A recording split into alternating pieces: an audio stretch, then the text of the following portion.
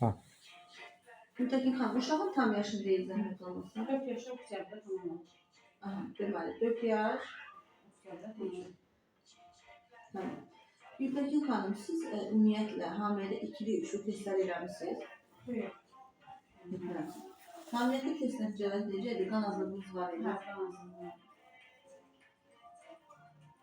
Stresli hamiləlik idi, yoxsa necə? Yox.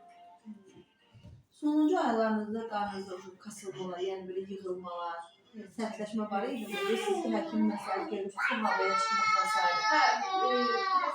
Hə, sıxıntı olurdu. Havada çox gözlü. Tamam. Neçənci həftəsi dünyaya gəlib uşaq? 36-cı həftədə.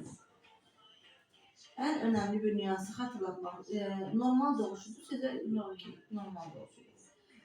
Xatırladığınız qədərilə uşaq doğuş anında öz-özündən ağlayıb, yoxsa həkim onu vuraraq ağlayıb? Öz ağlayıb. Bu niyə önəmlidir?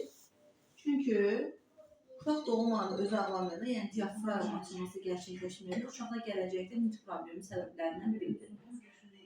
Öz ağlayıb. Neçənci gün etibarən ana sülənməyə başlayıb? İlk gün neçə yaşına qədər? Lakin bağışlayın, sizin sözünüzü kəsirəm. Bax, Aynur xanım Herbamedikal Tibb Mərkəzində fəaliyyət göstərir.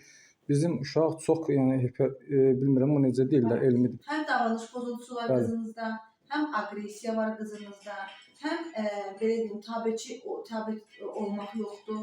Yəni hal-hazırda biz onun əlinə diaqnostikanı gerçəkləşdirmək üçün telefon vermişik. Telefonu əlindən alsaq, krizə girəcək, çox sıx-sıx krizlərə girir. Bu da birmənalı, uşaq nə qədər hətta müalicəyə götürsə də, təlimlərə getsə də, davranış pozuntusu olan uşaqda irəliləyiş əldə etmək, irəliləyiş alt təbəqədə getsə də onu biruzə vermir uşaq. Çünki davranış pozuntusu imkan vermir ki, o uşaq nitqinə gələn sözləri düzgün ifadə eləsin, özünü düzgün ifadə eləsin. Siz ancaq qışqıran və ağlayan yorucu bir uşaq müşahidə edirsiniz. Yorucu bir uşaq görürsünüz. Lazım ki, öncəlik uşaq bizi çox yorur bu.